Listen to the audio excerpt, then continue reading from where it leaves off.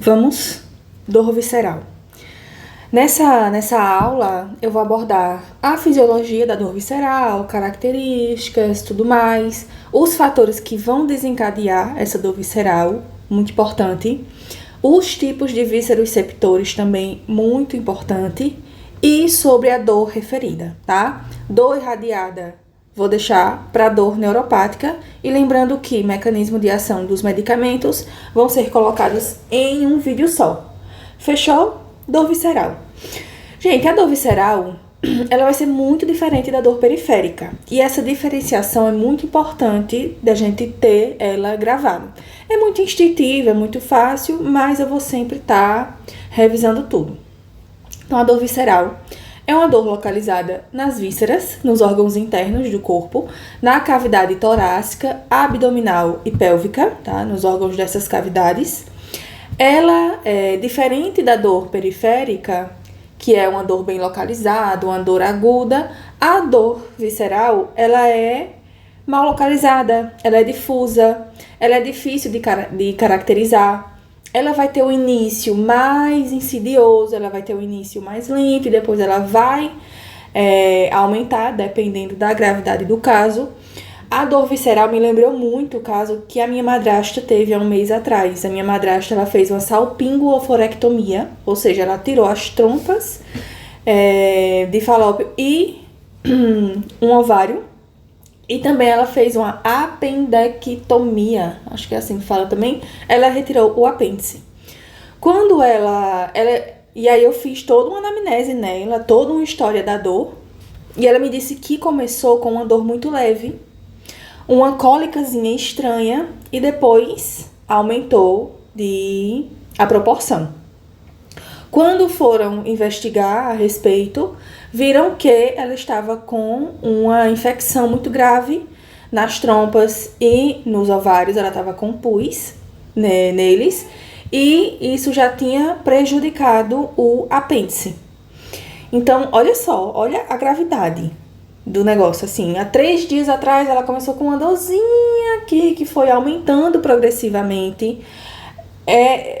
Tava no hipocôndrio direito, mas depois...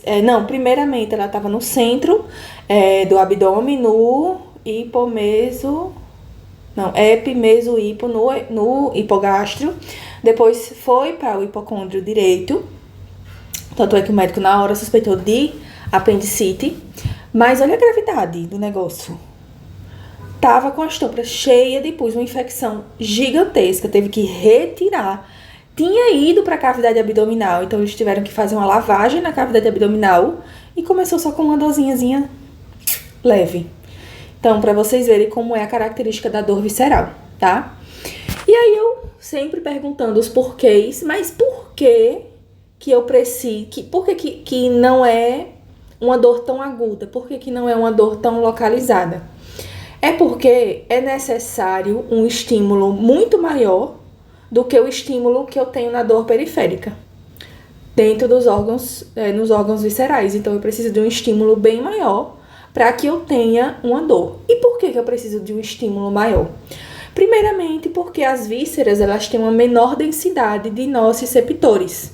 Então, a quantidade de nociceptores que eu tenho no meu coitadinho do meu dedinho, que foi amassado pela porta do carro da Carol, é muito maior do que eu tenho, por exemplo, no meu útero. Então, a densidade é menor. E por que a densidade é menor? Gente, pra mim é muito claro que é porque, como ele tá dentro e protegido, a gente não precisa sentir cada toquezinho, como, por exemplo, na minha mão, que tá aqui totalmente fora, desprotegida e desbravando o mundo. Então, por isso que a densidade é menor. Os nociceptores também, os viscerais, eu vou chamar eles de vísceroceptores, tá?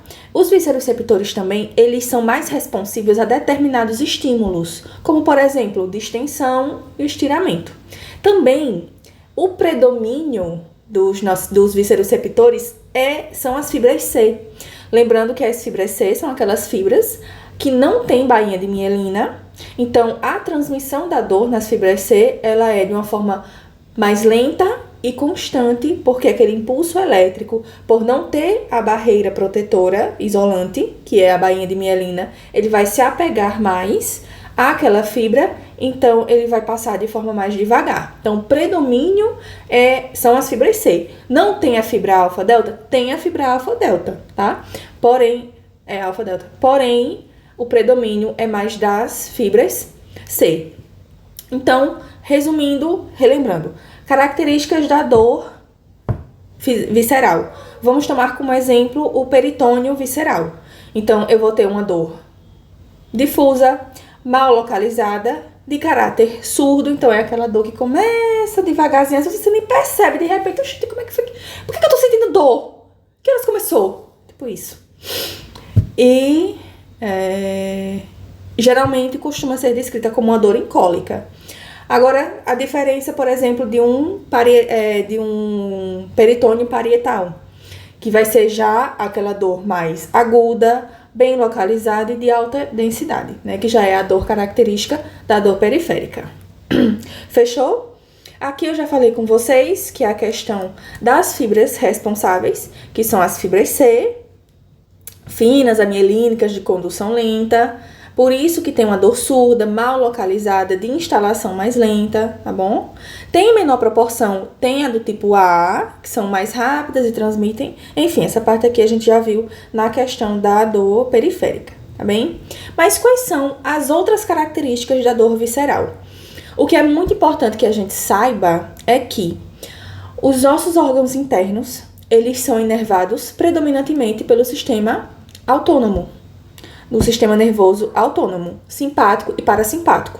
Então, se eu tenho a ativação nervosa, se eu tenho ali uma maior passagem de comunicação por conta de uma distensão, isquemia, inflamação, enfim, eu também posso ativar o meu sistema nervoso simpático e o meu sistema nervoso parasimpático. Então, eu posso ter como características, por exemplo, os reflexos autônomos, como a resposta de luta ou fuga, quando eu vou ativar o meu simpático. Então, posso ter, junto com essa dor, um aumento da frequência cardíaca, aumento da frequência respiratória, midríase, dilatação da pupila, e diaforese, que é o suor excessivo. Ou então, eu posso ter também o meu sistema de descanso e repouso ativado, que é o parasimpático. Então, eu posso ter náusea, vômitos, bradicardia, hipotensão. Então, essas são as características também dentro da dor visceral, tá?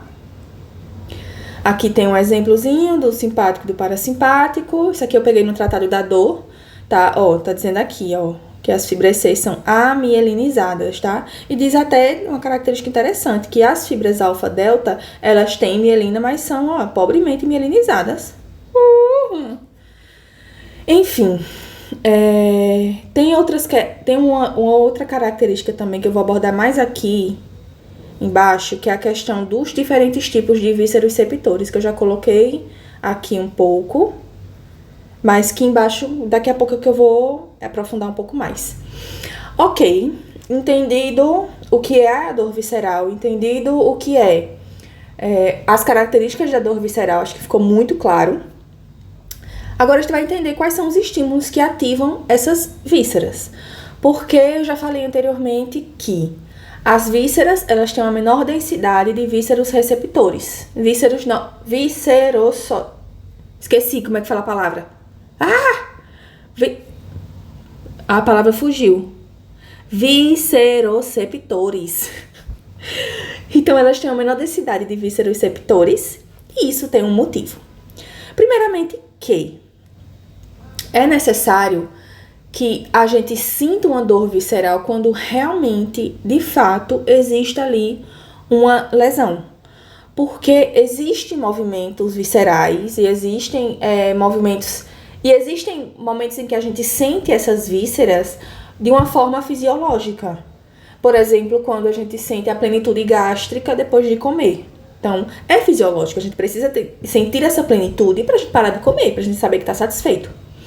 Então, é necessário que tenha esse limiar de dor um pouco mais alto do que na periferia, por conta desses movimentos, desses reflexos naturais do nosso corpo, tá? Então, vamos lá. É necessário estímulos intensos. E quais são esses estímulos? Distensão mecânica. Então, um órgão que cresceu demais, então eu vou sentir dor, tá? Contração excessiva da musculatura lisa, aquela pedrinha no rim, que tá aqui no ureter, tentando descer, tentando sair. Então, vai ter uma contração ali, a musculatura do meu ureter vai contrair para expulsar aquela pedra. Isso vai doer pra um caramba.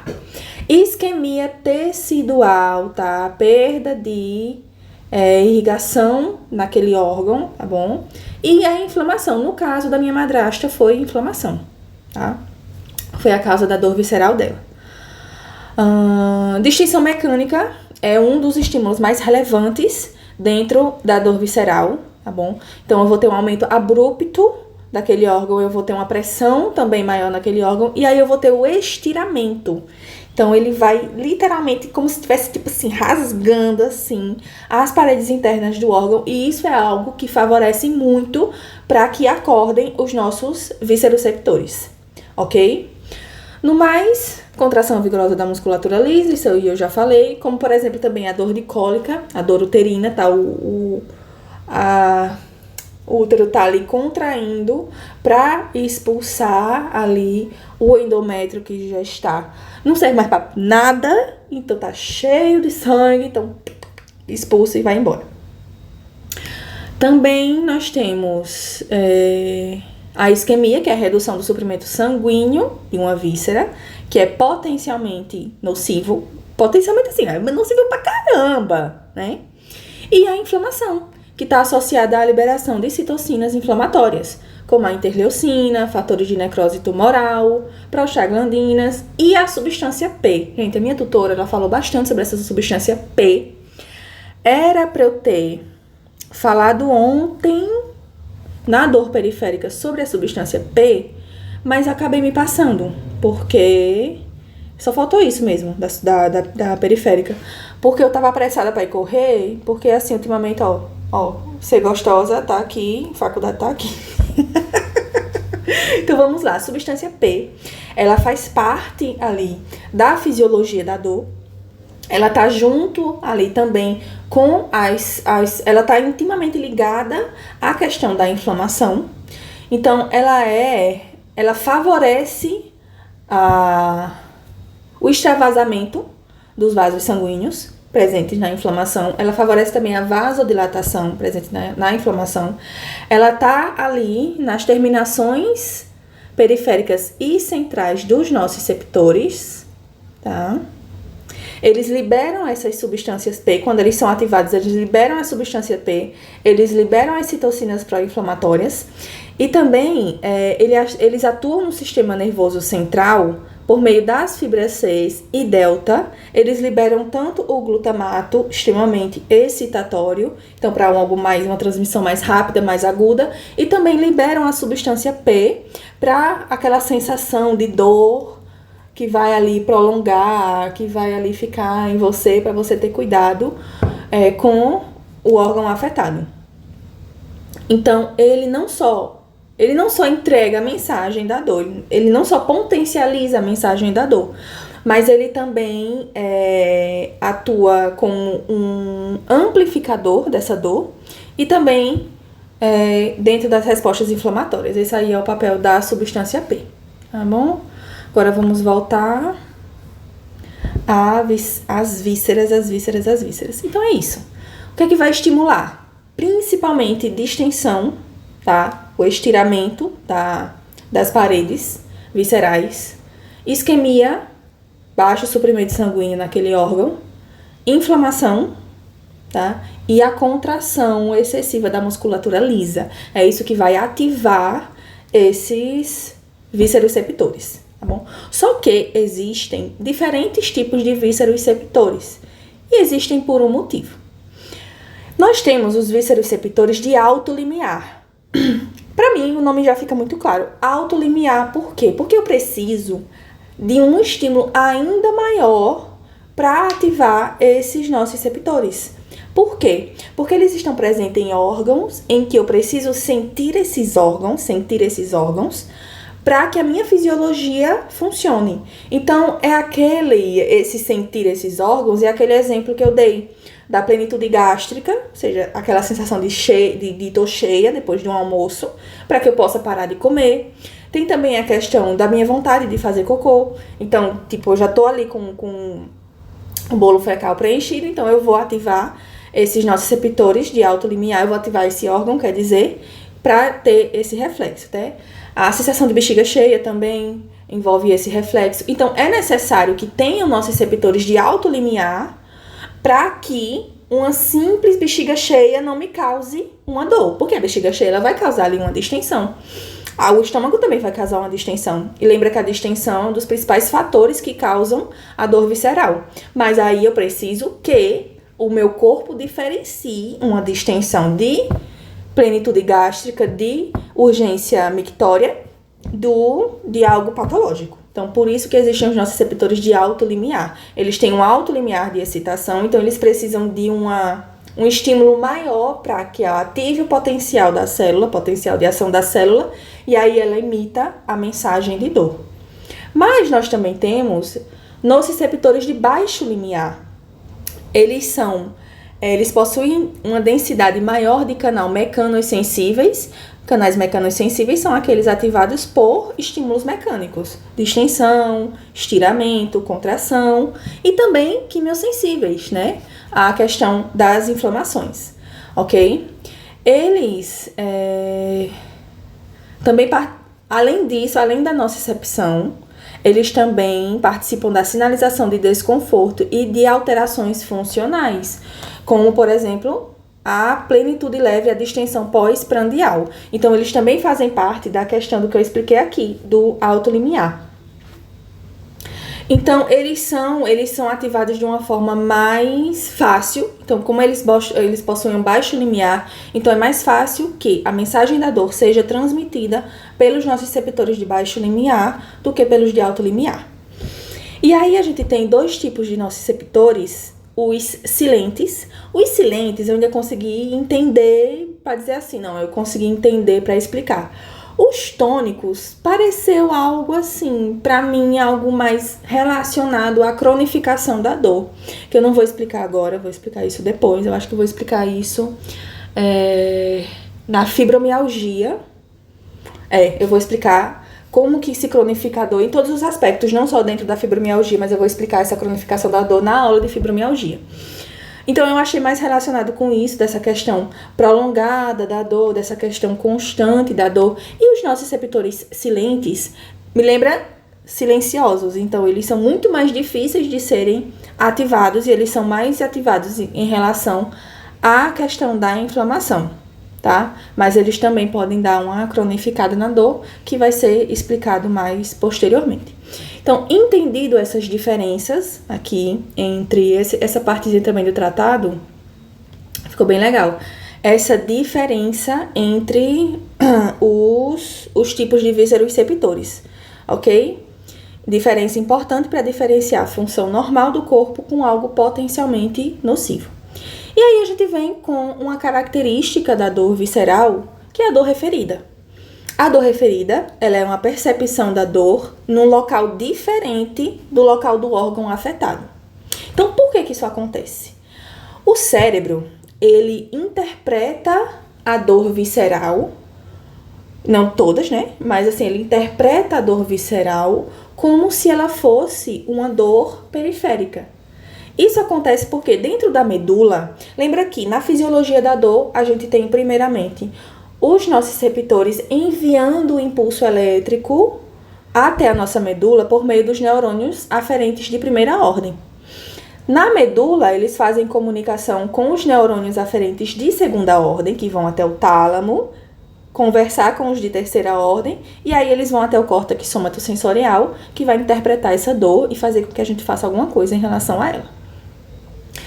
Então, na medula, nós temos os neurônios de segunda ordem, e o interessante é que eles recebem aferência tanto dos vísceros receptores quanto dos nossos receptores periféricos. Eles recebem a mensagem dos dois ao mesmo tempo não, mas assim, o mesmo neurônio recebe as mensagens dos dois.